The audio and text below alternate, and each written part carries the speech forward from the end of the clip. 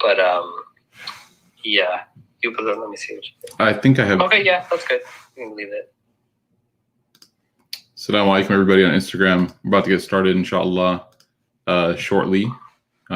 Just waiting for people to jump in. We're on a few different streaming platforms, so I sent it to y'all. Just waiting to get in, inshallah. We're on Instagram, Facebook, YouTube, and Clubhouse. So if you hear different things, we're trying to get all over, inshallah. Alrighty.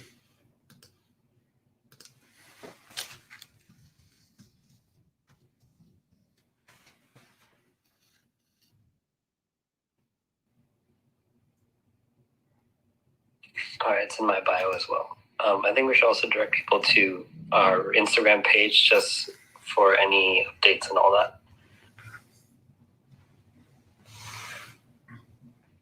Yeah, you can put it at the bottom of it and then also remind people when we do open Q&A. Alrighty, inshallah. I'm ready to get started if you guys are.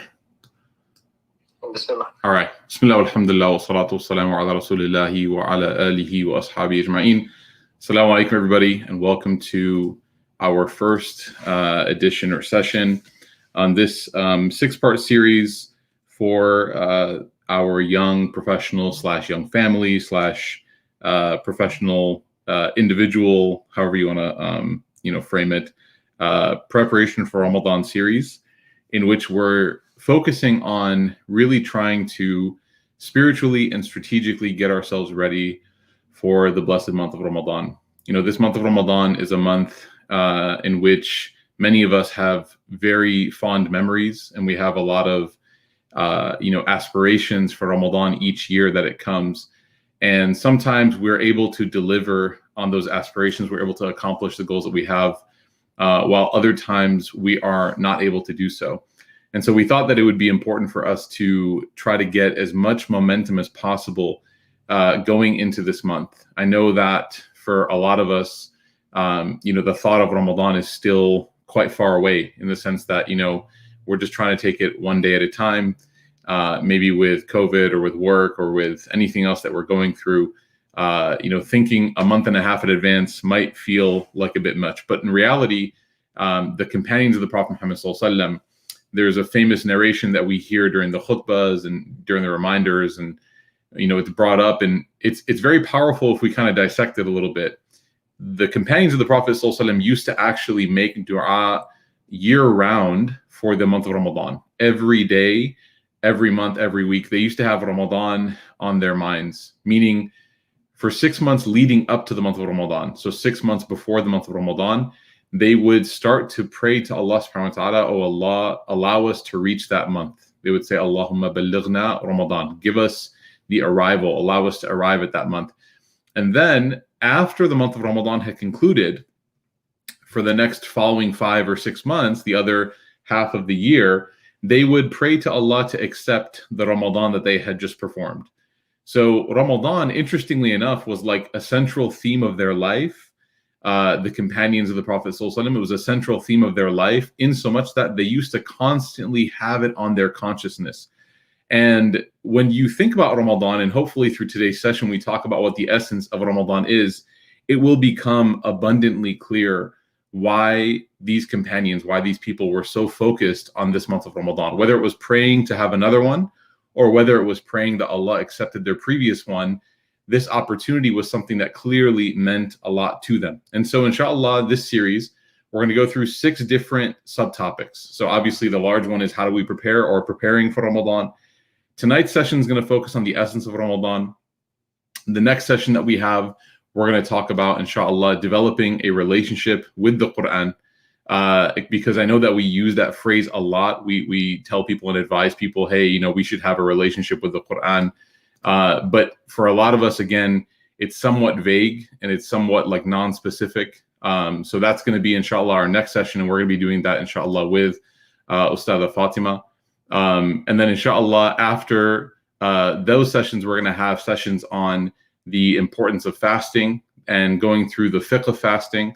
We're going to talk about making dua, how to make really good dua? Like, what is the secret? What is the key? Does our religion teach us how to make dua and how to make better dua? Or is this just something that's kind of like athletic talent? Like either someone's just born to be a LeBron James or they're not, right? Is someone born to just make emotional dua or they're not, right? We're going to go talk about that, inshallah. The answer is no. You can definitely make beautiful dua no matter who you are, but there are some things that the Quran and Hadith teach us about how to make dua. The next section we're going to talk about is the legality of Ramadan. We're going to talk about, you know, the fiqh of fasting, and then we're going to have an open Q&A as our final session, inshallah. I'm sorry, I skipped one. We're going to have one that talks about how to have a good Ramadan outside of fasting, because so much of Ramadan is focused on the act of fasting. But we're going to talk about today a little bit too, so many different elements of how to have a great month that don't involve fasting. So for those of us who can fast or who do fast, there are many other things besides fasting as well. And for those who can't fast, right, whether it is due to a medical reason or whether it's due to a physical restraint or a physical obstacle, or whether it's due to a woman who's on her period that week. So does that mean that like my Ramadan is no longer valuable because I can't fast? The answer, of course, is no. There's so many different elements of Ramadan outside of even fasting. So we're going to have an entire session on that. And then the final session is going to be an open Q&A, inshallah. So we're going to have myself, Ustadha Fatima Let, we'll have Mufti Kamani jump on, inshallah. We'll have Sheikh Abdul Nasser as well. So the goal is by the end of 6 weeks, we're going to be better prepared for Ramadan this year than we were maybe even any other year. And that's the whole point, inshallah. And I hope that this session or these sessions give us a running start. But Ramadan, if we talk about it from a timetable or a sociological or an anthropological perspective, Ramadan is the 9th month of the Islamic lunar calendar. Okay, so when you talk about what is the month of Ramadan, it is the 9th month of the Islamic lunar calendar. It, as a month, actually existed in terms of its name, its presence, its existence. It existed before the advent or the revelation of Islam and the Quran as we know it today, meaning it was always a month, just like January, February, March, April, and so on were months. But then it was ordained through Islam as a month of spiritual significance. Okay, it was ordained through the Islamic tradition that this time is more special than other times. And this is a concept in Islam that we are well aware of, actually. We know that there are certain places and there are certain times that are more blessed than others, right? We believe in this. For example, if I told you guys, which one is more blessed, Mecca or Chicago, right? You would obviously, inshallah, everybody would be able to say Mecca, because we understand that city is more blessed, and we're able to prioritize that city accordingly. If I said which one's more blessed, Medina or Paris, right? You would be able to know, you'd be able to intuitively understand that Medina, because it holds so much, it holds the resting place of the Prophet Muhammad sallallahu alaihi wasallam. So much history is there. The Prophet sallallahu alaihi wasallam, his family, many of them are buried there. His friends, his companions, so much history that remains there. His masjid is there. So we would be able to know that in terms of that place is more blessed. And we also know that there are certain times that are more blessed.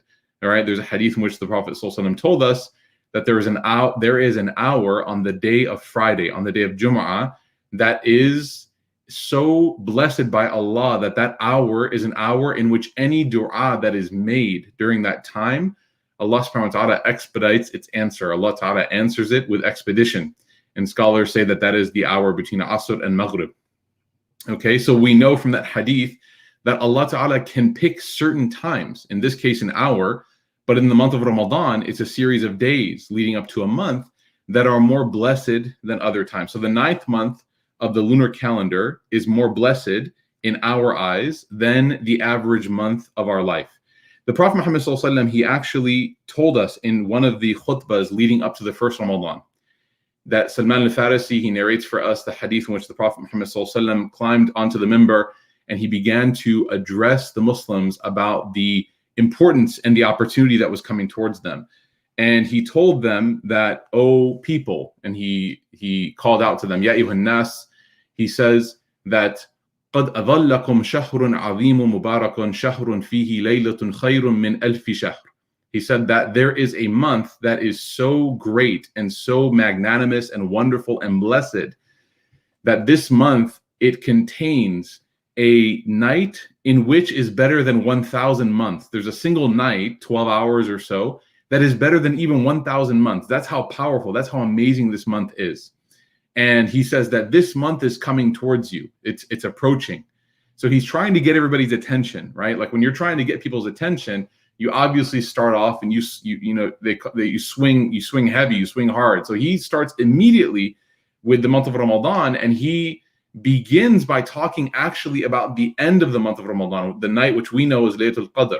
So the Prophet ﷺ brings up this night, Laylatul Qadr, which Allah Ta'ala in the Quran told us, خَيْرٌ مِّنْ أَلْفِ شَهْرٍ, that it's better than 1,000 months. If a person is able to achieve worshiping or making dua or reading Quran or seeking from Allah, begging from Allah on this month, on this night, on Laylatul Qadr, one of the nights in the last 10 nights, then that person will have achieved qualitatively more than 1,000 months of whatever action that they did. So it's like making dua for 1,000 months. It's like giving charity for 1,000 months, right? So the Prophet ﷺ is getting everyone's attention. Like obviously, if your boss came to you, everybody gets excited for something called time and a half, right? Or like overtime or bonus. If you're able to score some overtime at work, and you're saving up for something, especially if you're saving up for something, it's like, okay, Ahad here, who's on the stage with me, right? He's a dentist, and we'll talk a lot about his busy days, but then he'll tell me, man, alhamdulillah, it's busy. I know it's hard work, but it's going to help me in saving for this, or in being able to buy this, or being able to invest in this or whatnot, right? So sometimes we know when something is valuable because the dividends that come back to us are much greater than even the investment that we put in. So we get excited when we hear stuff like that. So the Prophet ﷺ, he's telling us, if your supervisor told you, hey, if you work tomorrow's shift, I'll pay you for a whole week, or I'll pay you for a whole week of work, or I'll give you double vacation next year if you work Christmas this year. Like something really, really, like it seems like the investment is so small, but the reward is so much more than what the initial investment would be. That's how the Prophet ﷺ starts this khutbah. And then he says to them, شهر جعل الله تعالى صيامه فريدة, that Allah Ta'ala has actually in this month another element of it that's unique, beside the fact that in it is this really amazing night, is he says that fasting, right, the act of fasting, of staying away from eating, drinking, and intimacy with one spouse during from dawn till sunset, that he says that Allah has made it an obligation in this month. So it's something that has to be done. It's no longer, during the rest of the year, this act of siyam, of fasting, of sawm, it's something that a person can choose to do, or they can choose not to do. Of course, it's amazing. Of course, it's reward worthy. All scholars of spirituality and purification of the heart, they mention fasting as being like one of the ways that a person can gain closeness to Allah. That is like, it's like the fast track. It's like the express lane. It's something that grants a person closeness to Allah in a way that many other things cannot. Okay, so we know that sawm, fasting, is something that is very powerful, but here the Prophet ﷺ tells us that normally it is something that is recommended. It's something that you can do, but at the same time, it is now in the month of Ramadan something that is an obligation, right? So that obviously catches everybody's ears as well. And then he says that وَقِيَامَ لَيْلِهِ تَطَوُّعًا مِنْ تَقَرَّبَ فِيهِ, that he says that in a person who prays during the night, right? And a person who prays during its night, it's Allah Ta'ala treats it as a voluntary practice. Allah Ta'ala gives that person, the reward as if it was something that was an obligation for them. And he says, basically, the Prophet ﷺ says, if somebody is doing something that is a recommended practice, voluntary, giving charity, praying nafil, holding the door open for somebody, like doing things that are recommended, not obligations, then the Prophet ﷺ said that Allah Ta'ala will then, this month is so powerful and so special that Allah will actually rank that action as if that person fulfilled an obligation.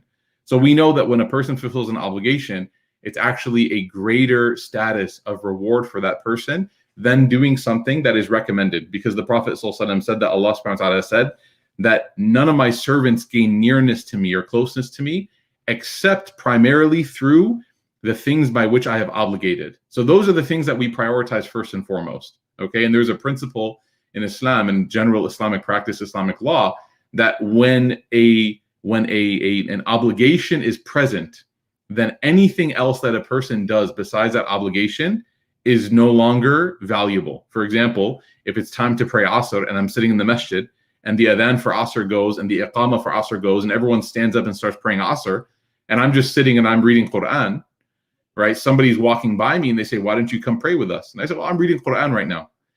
The fiqh of that moment, what the scholars of fiqh, the fuqaha, what they say is that in the advent of the iqamah, when the iqamah for Asr happens, reading Quran no longer becomes that recommended deed in that time. Now the obligation becomes the only thing that a person should do, right?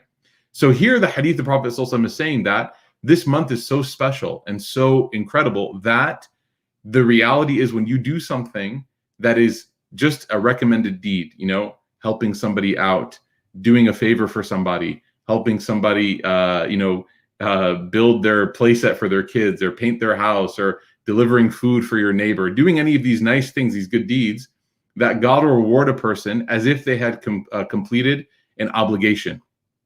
And then he says that when a person does an obligation, when a person fulfills an obligatory deed, when you pray your 5 prayers during the day, or when you give your charity, or when you obviously are fasting, then Allah will reward a person, not 1 for 1, but that person will actually get 70 times the reward for that obligation. And then the Prophet Muhammad ﷺ said that it is a month of endurance, and the reward for endurance is paradise. That if a person is able to endure, that they will achieve the everlasting abode of happiness. So we know from this initial part of this khutbah, this initial part of this sermon the Prophet ﷺ gave, that this month is basically unlike any other month, right? This is a time unlike any other time. Some scholars and teachers, more contemporary teachers in the past, I've always heard them make analogies to like Black Friday. Like this is a time that people prepare for, and they don't buy televisions and appliances and all this stuff all year round, because they know that they're going to get a deal of a lifetime on that one Friday after the Thanksgiving holiday or whatever.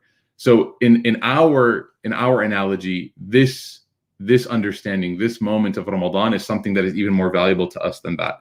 So Ramadan for us, what other things do we take from this month in order to capture its essence? I don't want to talk too much about fasting today because we have a whole section on that.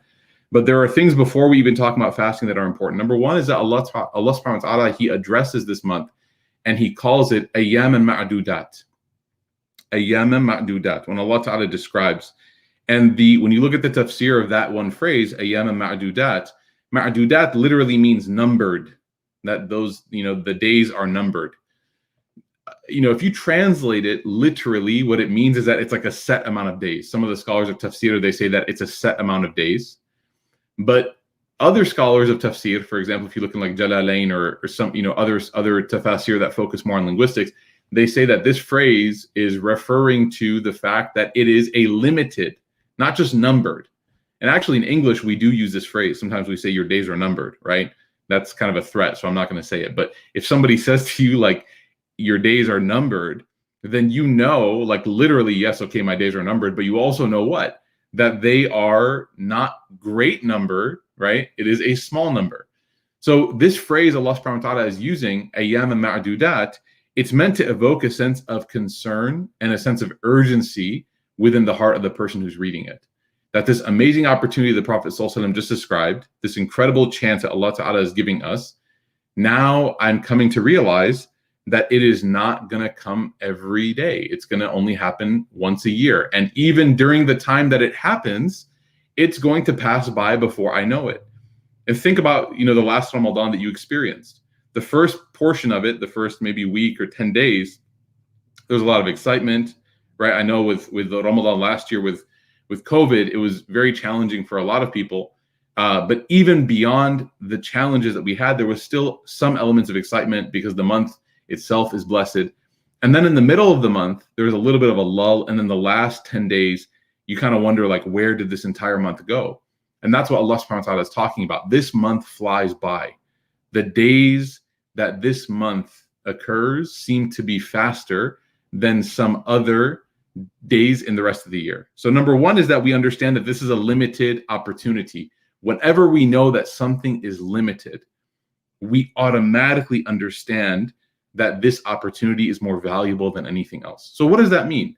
I don't act the same way in these days that I do during other days. And this is going to be my thesis statement for today. My thesis statement for today's session is Ramadan should make you different. You know, there's this idea, there's this concept of this notion that, well, if I change during Ramadan, then that is confirming that I am a hypocrite, right? I'm a hypocrite. Like I'm doing something in this month that I normally don't do. And that makes me insincere. That makes me a hypocritical person. When the reality is that notion was given to the heart of a person by none other than Shaitan himself. Because if we look at the text, we see that not only number one is the Prophet ﷺ saying that your opportunity is unlike any other month. And so we know human behavior, when the opportunity is unique, the effort is unique. We know that, right? If it's only going to happen once a month, once a year, once a decade, we know that people tend to focus and prioritize that. So that's number one. It's a human response.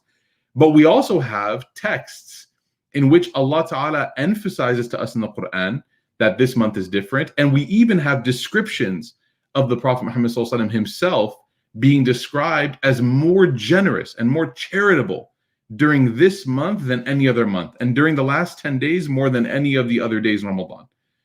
So if the idea that I am slightly more motivated, I am slightly more, I would say passionate, I'm slightly more focused, I'm a little bit different, I'm a little bit better in this month than I am the rest of the year. If that idea, if it bothers a person to the point where they think that they are hypocritical, they have to remind themselves that changing during Ramadan is part of the equation. It's part of the experience. Don't worry about who you are after. Don't worry about if you're going to be able to maintain it. Don't worry about that, right? Worry more so about what you're doing during this month. Okay. Sometimes you go and you purchase something. If your boss tells you, I'm going to give you 2 more weeks vacation if you work Christmas Day, before you decide yes or no, you're not deciding where you're going to go on vacation. You're not thinking about that, right? And you're not thinking about, oh, if there's another chance for me to do this, will I do it again? No, you're measuring and you're weighing out the benefit of that moment in that time at that moment. So for you and me, this Ramadan, the first thing we have to get in our hearts is that this is an opportunity for me to be someone completely different than I am the rest of the year. Okay. If that means like dressing different, if that means like praying when I normally don't pray, if that means reading, if that means listening to Islamic content and lectures instead of listening to my Spotify playlist, if that means not watching something, I have friends who don't watch any TV or any movies during Ramadan. And I have other friends who tell them like, come on, what's the big deal, right? And there's a little bit of a discussion. And the ones who don't watch, they say, look, dude, like, I just want to see if I can do it. I want to see if I can be that person and demonstrate that strength. Why? Because, as Allah says, ayyam ma'dudat. So here's what we got to do, guys. We have to start thinking right now, 40 days out, okay? Who am I going to be in this month? What are some things that are going to make me different? Like when people see me, Abdurrahman, I want them to say, wow, look at what Ramadan did to that guy. You know what I mean? Whether it's the way that I treat people, whether it's my engagement with Quran, whether it's me waking up for Fajr, whether it's me making all my 5 prayers on time, whether it's how charitable I am, reaching out to people and asking for forgiveness from them, right? And we're going to detail all of these things later, but I need everyone here to have a pen and paper in front of them. And I need everyone to start writing down what it is that they're going to make different about themselves and really start to make this a focus, okay? So number one is that it's limited. Number two, the other element of this month that we need to really, embody and inculcate and realize is that this month is unlike any other month. And so why are we changing our behavior? Because whatever it is that we normally do can be done the next month. whatever it is that I normally do, if I normally, watch a ton of TV or scroll through my TikTok or whatever for hours and hours, well, guess what? I can do that any other time. You know what? It's just a few weeks. I can do that in a couple of weeks. Eid al-Fitr is going to come. I can sit and watch TV and scroll through my TikTok for the entire day if I want to. But this time, I have to treat it differently. Why? Because number two, it's unlike any other month. The reward is greater. The opportunity is greater. If I miss out, then there's even more of a sense of loss because, man, if I didn't pray on this day of Ramadan, then I missed out not only on my prayer, but of 70 times that reward. If I didn't pray my sunnah for Fajr, and I'm going to tell you guys, like one of my promises that I make myself every Ramadan, if I don't pray my sunnah for this Fajr prayer, then I just missed out on this obligation. How many of you guys have missed prayers before, right? How many of you guys have missed prayers before? How many of y'all have missed a salah or 2 or 10 or 20? Okay, it's something that we grow up with. I was talking to one of my dear friends and colleagues, Mufti Muntasir. I was also speaking to Sheikh Abdel Nasser about this, and he was saying that we were talking about like missing prayer, and we were talking about how it's in all likelihood the majority of the Muslim Ummah, if everybody had a period of time in their life where they missed days upon days, if not weeks upon weeks and months upon months of prayer from the time where prayer was mandated upon them. So when they became a young adult, right, after puberty, when they became a young adult, like, did they pray every prayer from that time? Because that's when prayer is mandated, right? And now if you take those prayers and those days and those weeks and those months and you multiply those days times 5, because that's how many prayers a day we have to do, you're going to come up with some pretty big numbers of prayers that have to be made up, okay? Now, there's 2 opinions when it comes to this, okay? The one of the opinions, which is rightfully so, it is the majority opinion because the hadith on making up prayers is something that is it's clearly narrated, it's authentically narrated, is that prayers have to be made up, right? So each prayer that's missed has to be made up. But interestingly enough, there is a group of scholars, right? And notably amongst them, one of them, his name is Shaykh al-Islam ibn Taymiyyah rahimahullah, where he actually says that, no, those prayers that a person missed, and he actually says it very intensely. It's almost like a reprimanding. He says those prayers can't be made up. Doing the math, 5 times 365 times however many years that I missed, he said, you can't just go back and make those up, right? He says you have to now focus on all the nawafil, all of the extra prayers that you can do as a means of fulfilling and trying to make up for that opportunity that you lost, okay? And that's what some of the school of thought says. Now, whichever opinion you follow, that's your choice. But the point that I'm trying to make is Ramadan presents us an opportunity to be motivated, to be able to take those nawafil, those extra prayers. And when you're praying them, if you ever don't feel like you're willing to get up and pray the sunnah for Fajr or the sunnah for your other prayers or go to Taraweeh prayer, just ask yourself one question. Have I ever missed a prayer before? If the answer is yes, that I have missed prayer before, then I should get up and go pray Taraweeh prayer. I should go make my Isha at the masjid and pray Taraweeh if I can, or pray Taraweeh at home with my family, because I know that those extra prayers will make up for that time because the hadith says that the reward is greater, okay? The second thing is that the obligations and the prohibitions change. This is a month in which something that we can do every other day of our life is taken away from us. We can eat and drink during the daylight hours, and we can be intimate with our spouses during the daylight hours. There are other things that break a person's fast, but generally speaking, these are the things that are mentioned, that a person can eat and drink, of course, during the daylight hours, but during the month of Ramadan, we cannot do that. It's taken away from us. And in fact, if a person willingly, knowingly, intentionally does that, it's considered one of the big sins that a person does. It's like a great sin. There's an expiation that has to be done for it. It's a serious mistake. So this month is so powerful and so unique that even our approach to our obligations and our prohibitions, they change. Now, why would Allah subhanahu wa ta'ala do that? Why would Allah subhanahu wa ta'ala take away something from us that we normally have? What's the value in doing such a thing? Well, the value is that Allah subhanahu wa ta'ala is trying to give us a chance. And this is my final point for today before we take some questions, inshallah. Allah subhanahu wa ta'ala is trying to give us a chance at achieving this characteristic. And this characteristic, Allah ta'ala, He mentions, He says in the Quran, and actually in the first order, in the first command of the Quran, when Allah ta'ala says that He created you and created those before you, لَعَلَّكُمْ تَتَّقُونَ, that He created you and He created those before you, right? Worship Allah just as those who came before you worshipped Him. لَعَلَّكُمْ تَتَّقُونَ. And when Allah ta'ala mentions as well the verse on fasting, He finishes it with لَعَلَّكُمْ تَتَّقُونَ كُتِبَ عَلَيْكُمُ الصِّيَامُ, and then He finishes it with لَعَلَّكُمْ تَتَّقُونَ, so that you may achieve this concept of taqwa. Taqwa a lot of times is mistranslated. It's translated solely as fear, right? So translation of taqwa is so that you can fear God. That's actually not what taqwa is in the linguistic sense or in the technical sense, when you translate linguistically or technically.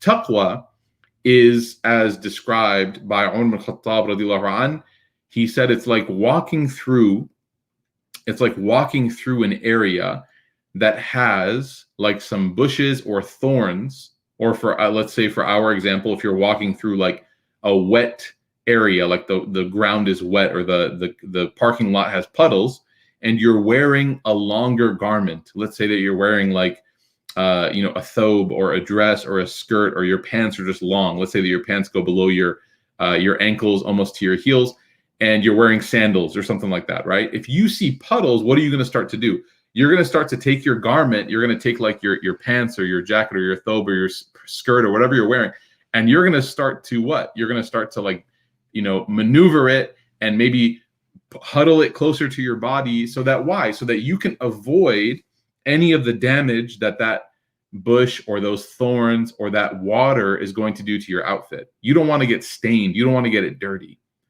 So taqwa, in the famous example of Umar, he described taqwa as like that with your heart.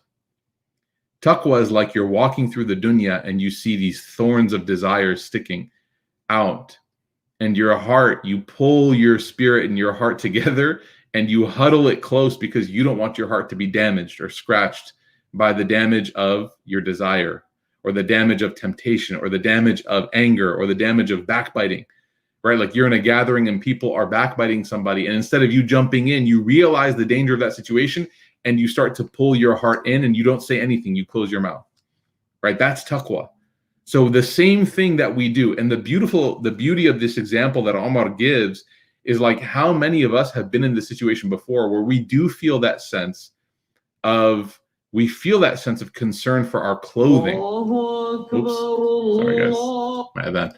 We do feel that sense of concern for like our clothing, but we may not feel that same sense of concern for who we are, for our faith. And that's very scary. Right? It's scary that we become more concerned about how we appear on the outside than how we appear on the inside. And we know that on the Day of Judgment, nothing that a person wore, nothing that a person had, nothing that a person drove, or the area they lived in, or the zip code that they lived in, or the school they went to, or the diploma, the name on their diploma, or the letters after their name, or the bank account balance. We know on the Day of Judgment, none of that will matter. The only thing that will matter, يوم لا ينفع مال ولا بنون إلا من أتى الله بقلب سليم. Allah Ta'ala says in the Quran, on that day, no money and no your family, your children, your legacy, none of that will matter on the Day of Judgment. The only thing that's going to matter is when a person can come to Allah with a heart that is at peace and clean and purified from the damages of the dunya that are present here. So Allah in this month is giving us a chance to achieve this concept of taqwa. Taqwa is the ability to protect your heart. The word wiqaya, which shares a root word with taqwa, literally means to shield or to protect yourself from something. It's like a shield.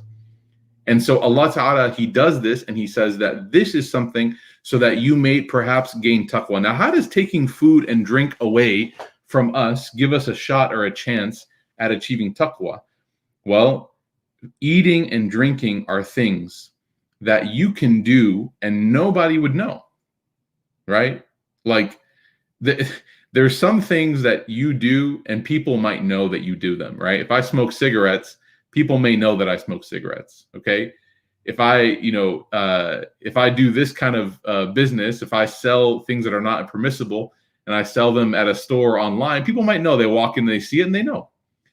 But eating and drinking during Ramadan is something that anyone can get away with, right? I remember like when I was a kid and Ramadan wasn't an obligation on me yet, so don't judge me, okay?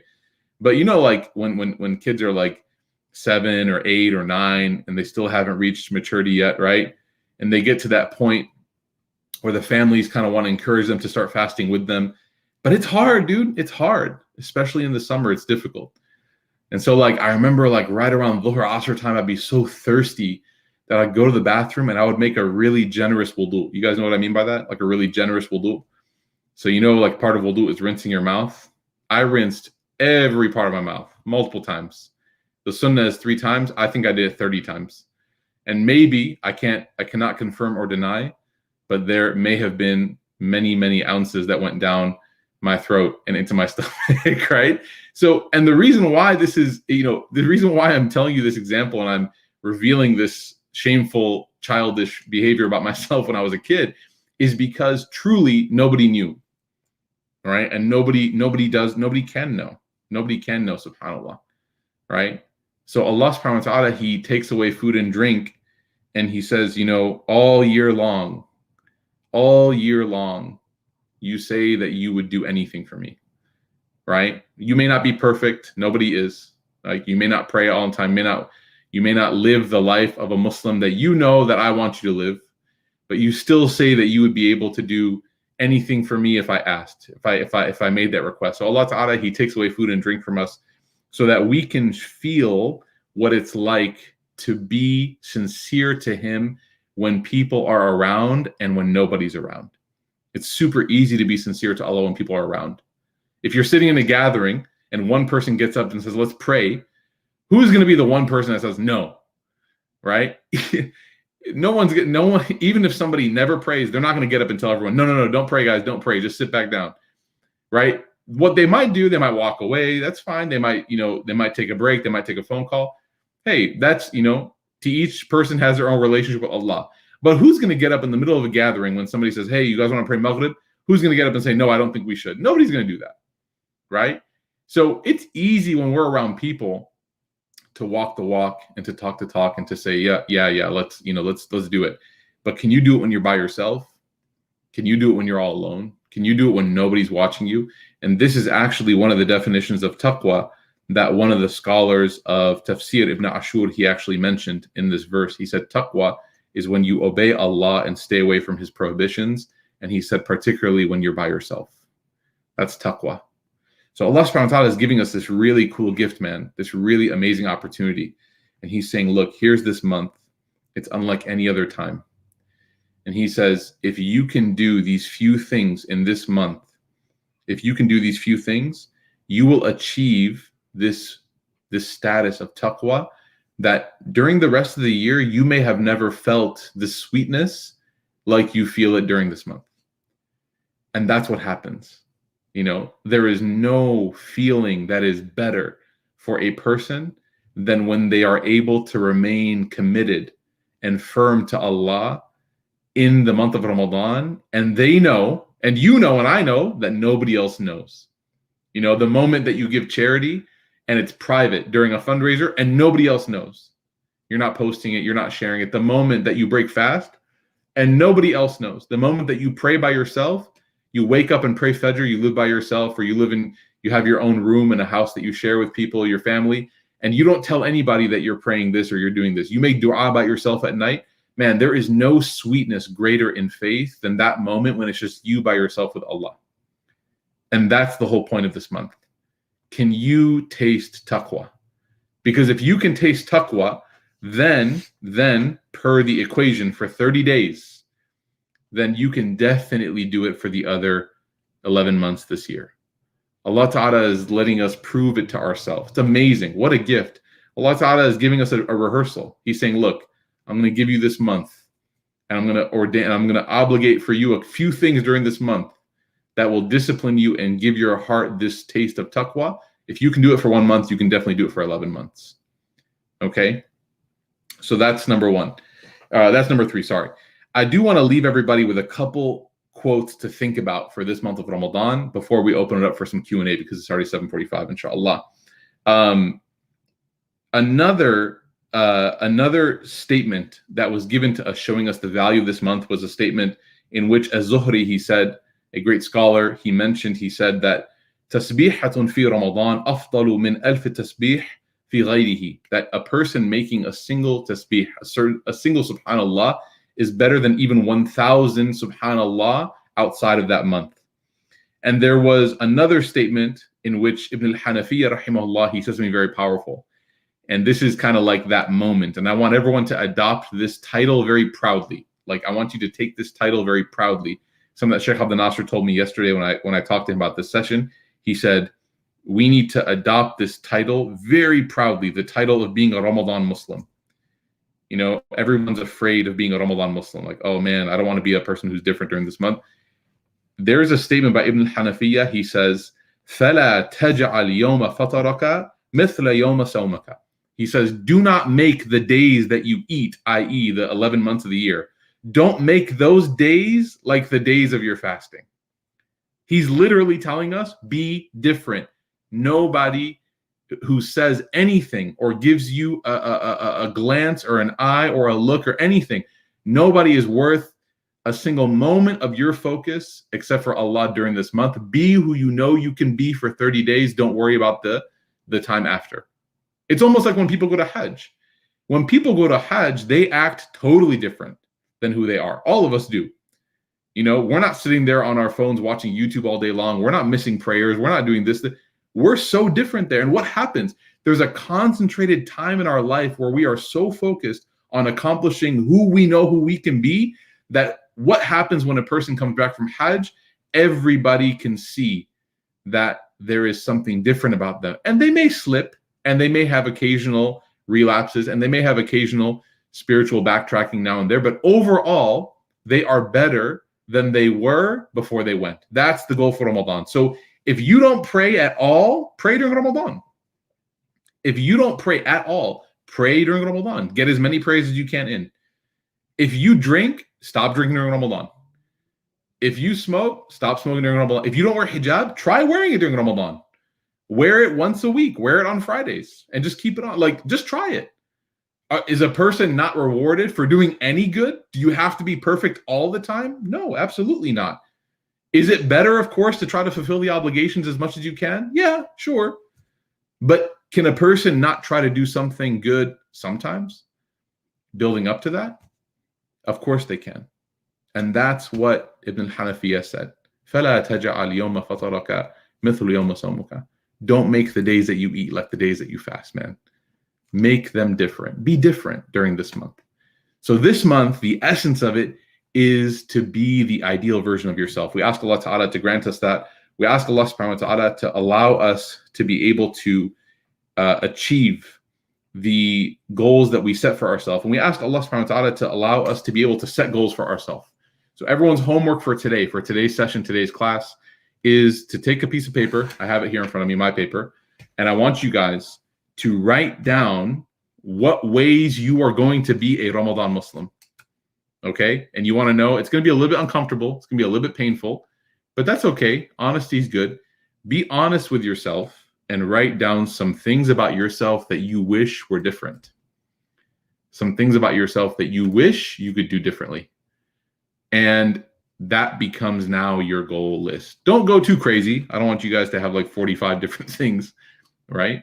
Maybe give yourself a few goals. You know yourself better than I do, right? Maybe 5, 6, 7 goals, whatever, and make them, write them down. And that's your list for the Ramadan Muslim. And subhanAllah, you will see. I'm not going to hold you accountable. No one can hold you accountable here. Only Allah knows.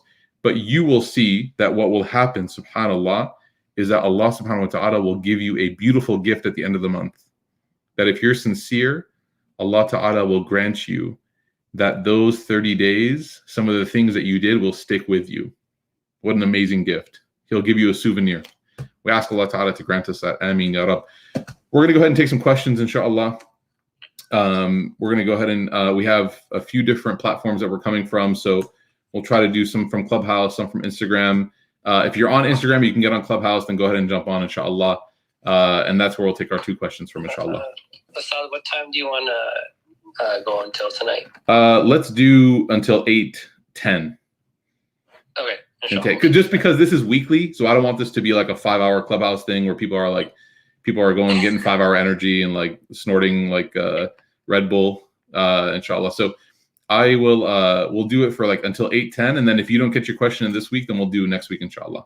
Okay. One thing I did want to kind of ask you about, or have you elaborate further. Yesterday when you were talking, you mentioned that during Ramadan, a lot of people, they kind of like, especially in like the Middle East and like the Pakistan, India, everywhere. Throughout the day, they'll all go to sleep, and kind of spend that night. But you said that in Ramadan, it's recommended to actually just go about your day normally, but just use that time in a more beneficial manner. So like instead of just like listening to music, maybe listen to tafsir or halaqah or whatnot. So I think that's something that like I think a lot of us now, especially with COVID, working from home, have kind of adopted that idea that, hey, let's just sleep until like 2 p.m. The fast will be shorter, et cetera, et cetera. So if you want to just touch up on what we talked about yesterday. Yeah, I'll quickly do that, inshallah, before we get a question. It's not fair that you get to ask questions, you're a moderator. So the question, I'll rephrase it for everybody, is like, is it bad for me to sleep all day? Now, for those of us who are here who actually have, we work and we have responsibilities during the day, like work or kids or family responsibilities, where we're not able to just take naps and sleep all day, then this question might seem a little bit sort of frivolous, even luxurious. But the question can still be, let's just extend it to all aspects of life. Like, can I just kind of waste time and count the hours until Maghrib during the month of Ramadan? Because I know that I'm going to go hard at night. Like I'm going to pray Tarawih and this and this. Can I just try to sleep all day? So the answer is, generally speaking, the Prophet ﷺ recognized that you might need rest, right? You might need some rest or some reprieve from all the exertion that a person does during the night. So it's okay for a person, for example, to take some time off, like from their scheduled classes, or if they can, whatever is within their allowance. If you have things that are extra, let's say that you go to like Orange Theory classes or something, or you go to like a workout center, or like you do some spin classes or whatnot. You can stop doing those things. You're not sinful for not doing those. But if you, as much as you can, if you can continue to carry on and not just make Ramadan a month of looking at the clock. But when I say continue, I mean like do what you can and just adapt it to an Islamically beneficial experience. So for example, if you go to the gym and you exercise and normally you listen to Spotify and you have your playlist, maybe you can listen to some Quran, maybe you can listen to some lectures, or maybe you can listen to nothing, right? Like there's also the possibility where you just don't have to listen to something. So you could, or if you go with some, if you go to a place where you are seeing people and it's safe for you to see them, let's say during this pandemic, either you're both vaccinated or they're in your bubble or something like that, then instead of having conversations like you normally do, right? Instead of just talking about what you normally talk about, maybe try to, share more reminders about strengthening one's faith than just kind of like the casual reminders that we normally have. So try to basically do your best to make the best out of every situation. Sleeping away the day in Ramadan is not recommended, to the point where even Sheikh Shanqiti rahimahullah, hafidhahullah, sorry, he's not passed away, he's still living, alhamdulillah. Sheikh Shanqiti, he said that I remember reading a quote from him, it was really beautiful. He said, the sweat on your forehead walking to Dhuhr prayer is more beloved to Allah than the tears that you cry during Tarawih. And again, I don't want there to be too much shock factor in that. Let me explain. What he's saying is, you can't just sleep through all the obligatory prayers and think that you can just make it up at night, right? If a person misses Dhuhr and like Allah subhanahu wa ta'ala is expecting, and he is he's ordained upon us obligatory prayers, and those are actually more valuable than just the tarawih prayer. Like, don't miss Isha at the masjid every night because you're too busy eating, and then go and try to just make tarawih without praying Isha at the masjid. You have to pray Isha first anyways. So try to make it so that your 5 prayers are also on point during this month, inshallah. There's a question from Instagram that I'll answer, and then we'll go ahead to Ibrahima, inshallah. How can we make sustainable goals without feeling Ramadan burnout? There's a couple things. Number one is you want to pick what's called the zone of proximal development. There's a educational theorist, his name is Vygotsky, and he basically said that in education, when a kid, or he was talking about learning in schools, but when anybody learns, learning occurs when something is just far away enough to be out of reach, but not so far away that a person can't reach it if they try hard. So great learning is when a person, basically, the example I give is like when you can jump and reach it. You can't reach it just standing, but if you jump, you'll be able to reach it. So make your goals like that. Make your goals something that maybe the way you are living your life at this moment, this time, it's not attainable. Like maybe you're like, this isn't something that I do right now. But if I just work a little bit harder, then I can do this. If I just go to bed on time, then I can wake up for Fajr. You know what I mean? If I just stop buying coffee every day, I can donate sadaqah every day, $5, right? If I just, keep my mouth shut, then I won't backbite. Give yourself a list of things that are like within your zone of reach, right? The burnout, the zone of proximal development is what's called the ZPD. The burnout typically comes from when something can only be done like once in a blue moon. It's like miraculous for me to be able to do it. And then I tell myself, okay, that's one, now 29 more days. That's burnout's going to happen for sure, right? Give yourself something that's sustainable that you don't already do now. The second thing I would say for sustainability is you can have some sort of group, some sort of support group that you have, people, friends, and make that a collective goal that all of you have, inshallah, and see if you're able to achieve that and have those people motivate you as well, inshallah. Okay, next question. Let's do Ibrahima, inshallah. Assalamu alaikum. Jazakallah khair. Yeah, it's funny. I was just about to ask about burnout as well, but I actually have another question as well. So for most of us, it's another year of no pretty much just being closed. So I guess my question here is, what's the best way to maximize, just on Ramadan? I guess most of us are gonna be praying at home.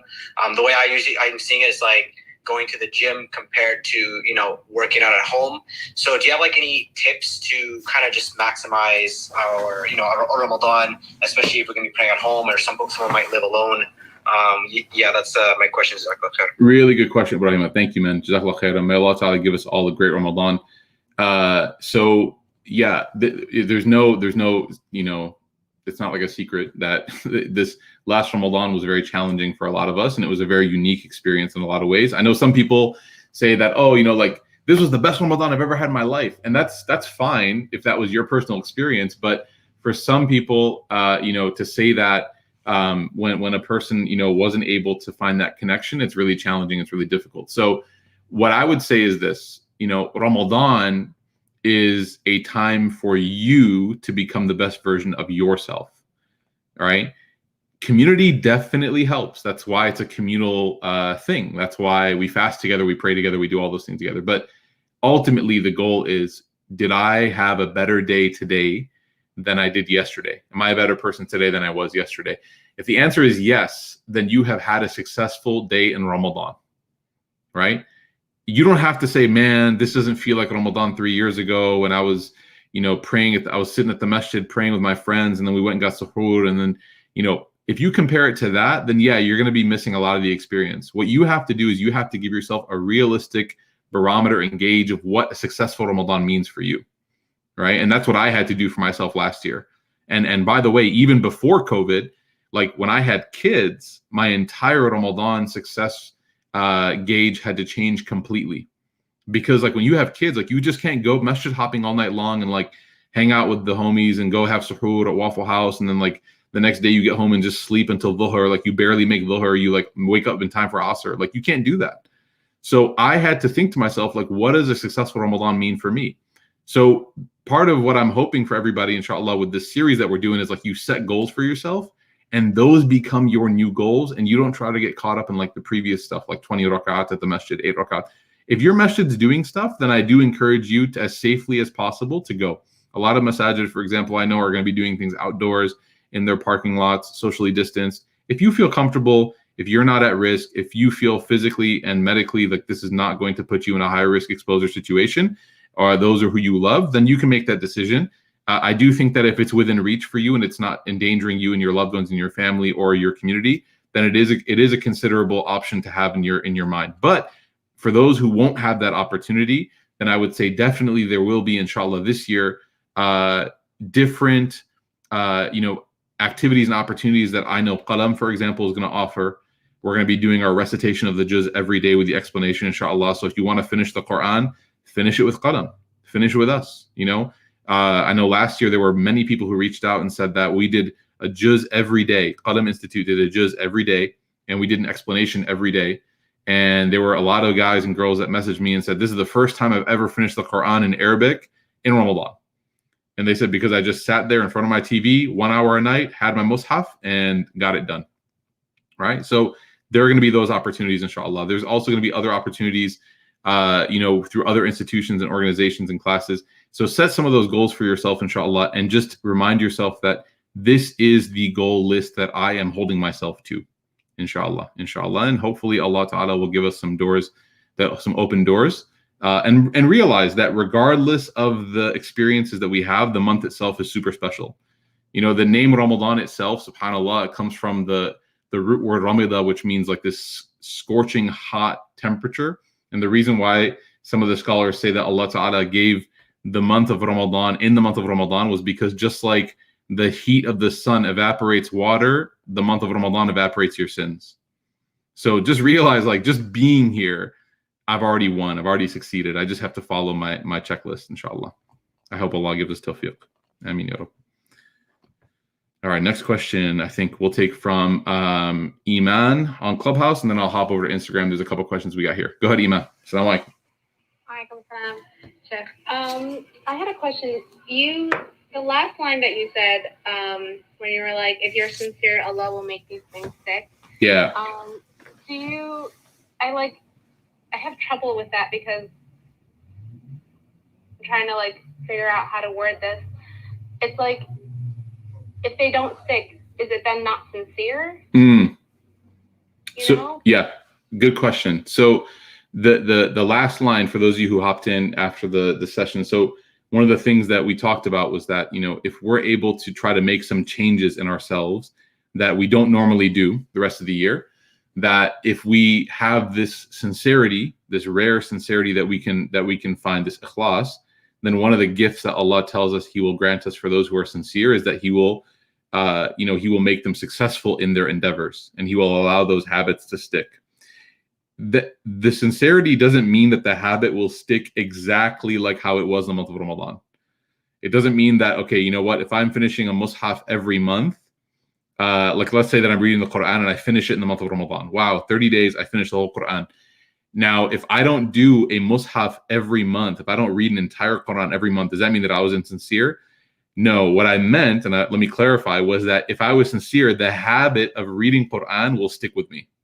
So maybe I won't be able to finish a Quran every month, but maybe what I'll do is I'll read a page a day, or I'll read half a page a day, or 2 pages a day, or whatever I can. But it won't go from 100 back to 0. It'll stick, it'll be there, right? So, charity, I became super generous and charitable during Ramadan, and then for the next 11 months, I'm Ebenezer Scrooge. I'm the most stingy person in the world, and you can't even get a penny out of me. You know what I mean? But if I was sincere about my charity, my sadaqah in the month of Ramadan, then I will have experienced that feeling of sadaqah, and I will say to myself, you know what? I don't know if I can give as much as I gave in Ramadan, because that was, there was a lot of passion and motivation there. But I do think that I need to be more regular in giving. So let me just sign up for this, and let me just let that be an auto deduct every month. So the hope is that it will somewhat stick. I hope that answers, inshallah.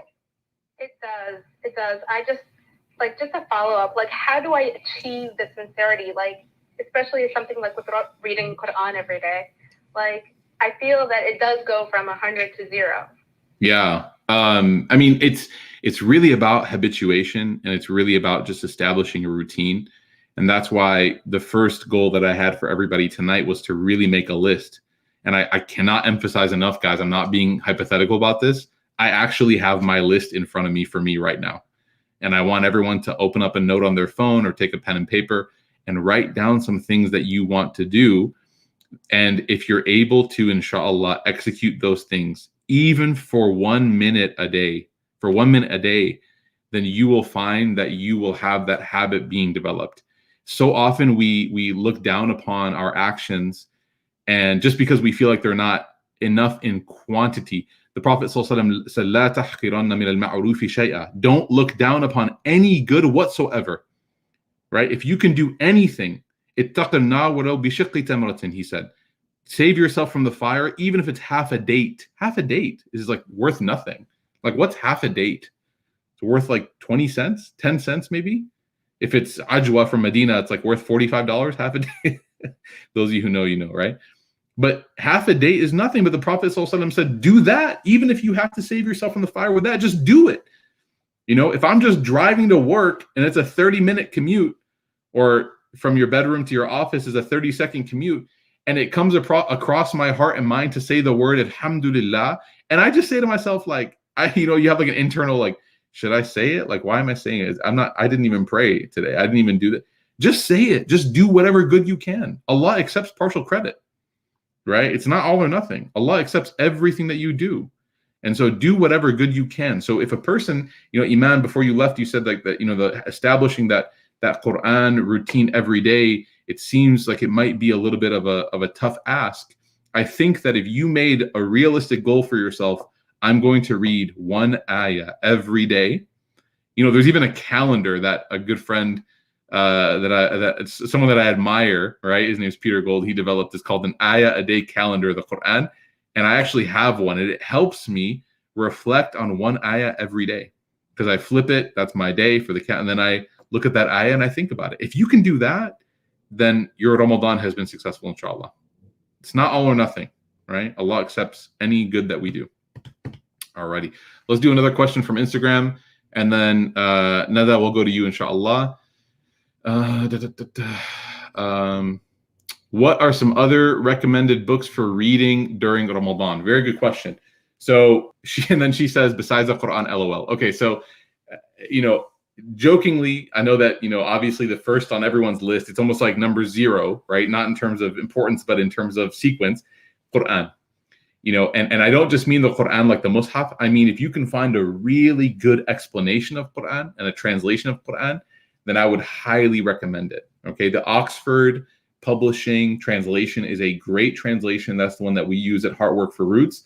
And I would also recommend listening to a really nice tafsir. Again, Qalam Institute, the organization and institute that I am blessed to be a part of, and my colleagues, I work with them, and my teacher, Sheikh Abdel Nasser, is the director of. We're going to be doing a daily juz every day explanation. So you can hop on there and you can listen and get some good, beautiful explanation of the juz of the Quran that we're going to be reading that night in Taraweeh. Also, I really recommend everybody read a great book of Sirah. And I know that I promised this 2 weeks ago, and people, they reminded me that I was a jerk and I didn't do it. I will do it tonight, inshallah. I will post all of my Sirah and other book recommendations on my Twitter. This is not an excuse for you to follow me. Don't follow me on Twitter. Just bookmark the URL. Don't follow me. Just bookmark the URL. I don't care if anyone follows me or not. And go there to get the recommendations, inshallah. Those are the things that I would recommend to read, inshallah. So I would recommend Quran, good tafsir, book of Sirah. And then there's a really good book called In the Early Hours. In the Early Hours. It's by a man named Khurram Murad, rahimahullah. He was, I believe, from the UK. He was a Muslim activist and student of knowledge, and he wrote a great book on purification of the heart for the modern day called In the Early Hours. It's a great, great read. Also, Sheikh Hamza Yusuf has a great translation called Purification of the Soul. There's so many good books, man. There's so many good books. Just pick something and finish it, inshallah. How about that? Right? Inshallah. All right. Next question. Nada, assalamu alaikum. Assalamualaikum. Thank you guys for holding this session. I did have a question about motherhood and Ramadan, and I'm sure this is brought up every year after year, but it feels like with every year and your kids still being young, it's like you feel like Ramadan 1 year after another, the year Ramadan is just being wasted almost in that sense. So it's not like we can clock out at like 5 p.m. or 6 p.m. It's ongoing all day, especially when they're younger ones. Mm-hmm. And as a follow-up question to that one is, my other question is, now with so many products being available for Ramadan for our children, and then also the idea of wanting to set up this like series of activities for kids during Ramadan, is this smart of us to, because it does take a considerable amount of energy to prepare all these activities for our, toddlers and children during Ramadan. Is it smart to dedicate that much time and energy to these activities, or is Ramadan, if I can say, a bit more selfish, where you should be, focusing on your ibadat, with a balance, of course, with the kids still being occupied? Thank you. Assalamualaikum. Great questions, Abu Khair. I wish that, if there's any mothers in the audience who want to share some of the pro tips that they've developed. I'm a parent, so I can speak from the general, parent perspective. I've invited Sheikh Abdul Nasser up here also to share some of his wisdom regarding how to handle this as well, inshallah. But if any moms want to raise their hand, inshallah, to just share some of their insight, specifically from the perspective of a mother, we'd love that. We'd love to have that, inshallah. Sheikh, do you want to share on how to make the most of Ramadan as someone who has a lot of responsibilities at home?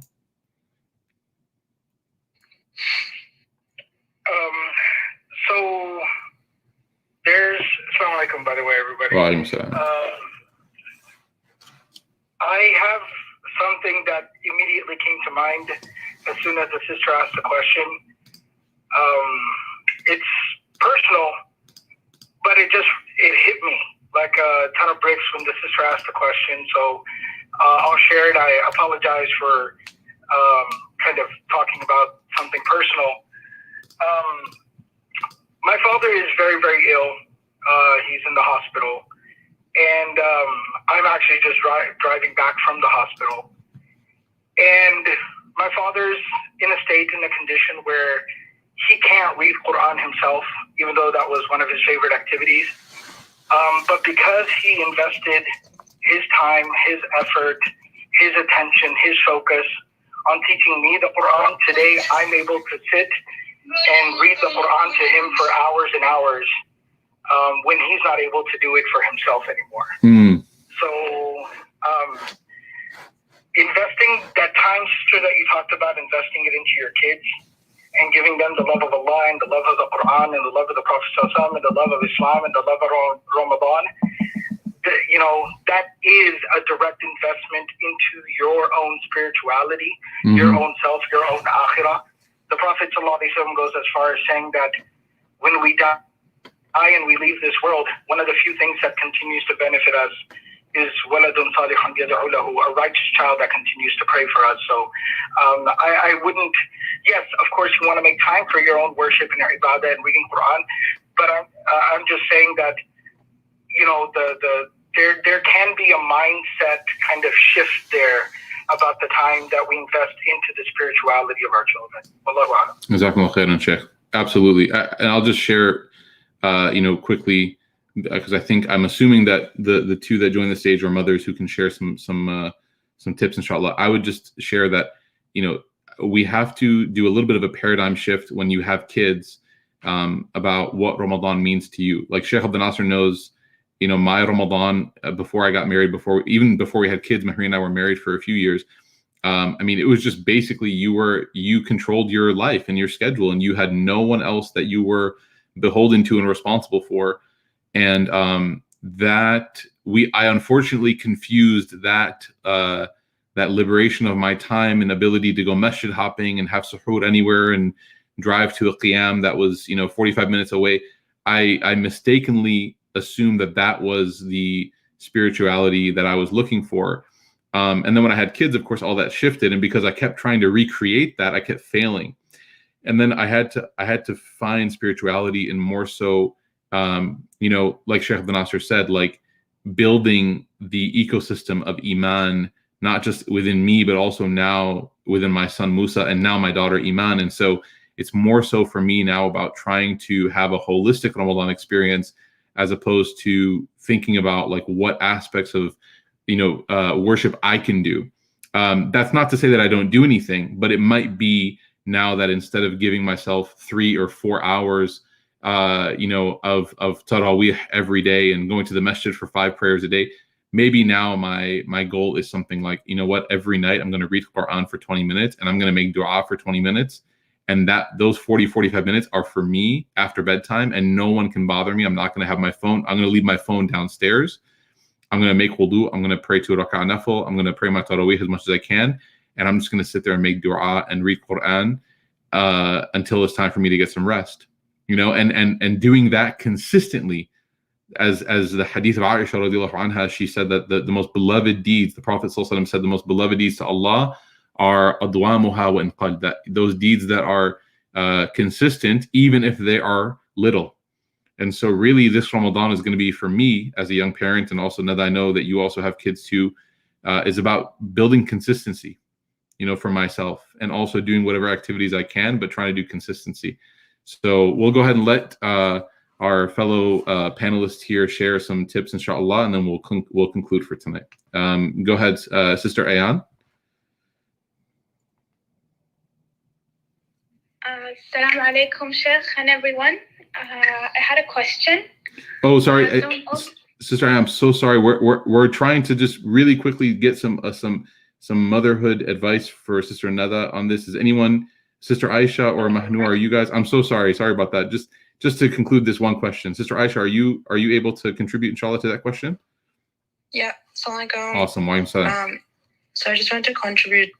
So I think I have a 4-year-old daughter, and this year I decided I'm gonna plan way ahead of time. So I was literally actually sitting down today and decided I'm gonna have a theme for my daughter this year, what I want her to learn. And I decided that it would be the stories of the prophets. That we were going to teach her about prophets this year. So I think planning ahead and planning for the entire 30 days. So during Ramadan, you have the activities planned for your kids. You have what you want your child to achieve by the end of Ramadan, and that basically empties out your brain for your own worship too. Amazing. That's just what I'm doing this year. I love it, mashallah. I love it. And the stories of the prophets are good. Kids love stories. They love narrative-based learning. So that's one thing. Absolutely, mashallah. Sister Mahnoor, do you have anything you wanted to share as well? Yeah, I did. It's actually not related to kids, but I did have to take care of a parent a few years ago. Yeah. And during Ramadan, it was very hard because I wasn't used to it. Obviously, like all of the cooking or the cleaning and stuff like that. And it just felt I felt guilty for not praying as consistently as I was used to. But someone told me that, even taking care of someone or doing cooking for someone or whatever, as long as you're doing it for the sake of Allah, so that, this person is if you're feeding someone or whatever it is, if you have the thought of pleasing Allah in your mind, that itself is also ibadah. So that always helps to kind of even if you're just going about your day, fulfilling your responsibilities, it helps to keep going.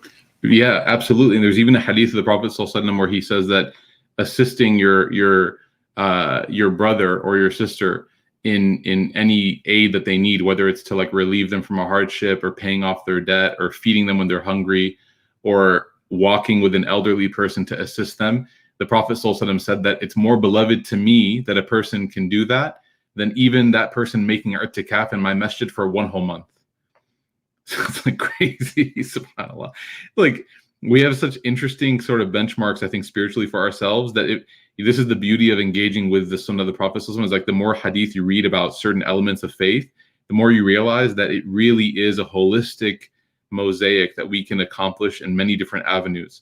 And so this month, if you have kids, if you have parents, if you have siblings or family or friends that are dependent upon you and they require your help, and maybe it takes away some of your time to pray at the masjid or to pray at home or to read the 1,000 ayat per day that you have set for yourself, just realize that there are other ways in which people are granted closeness to Allah, the ways that are a little bit more unorthodox. And inshallah, that's going to be our 4th session. Our 4th session is how to get the most out of Ramadan from outside of fasting even, right? Inshallah. So we're going to talk a little bit more about that. and have some of those. So we'll conclude for today. Jazakumullah khairan, everybody, for joining us and for hopping on for the first of our 6 sessions. I hope and pray that Allah grants us Ramadan and makes us Ramadan the best one of our lives. Barakallahu feekum, everyone. I'll see you, inshallah, next Wednesday, same time, same place. Wassalamu alaikum wa rahmatullahi wa barakatuh.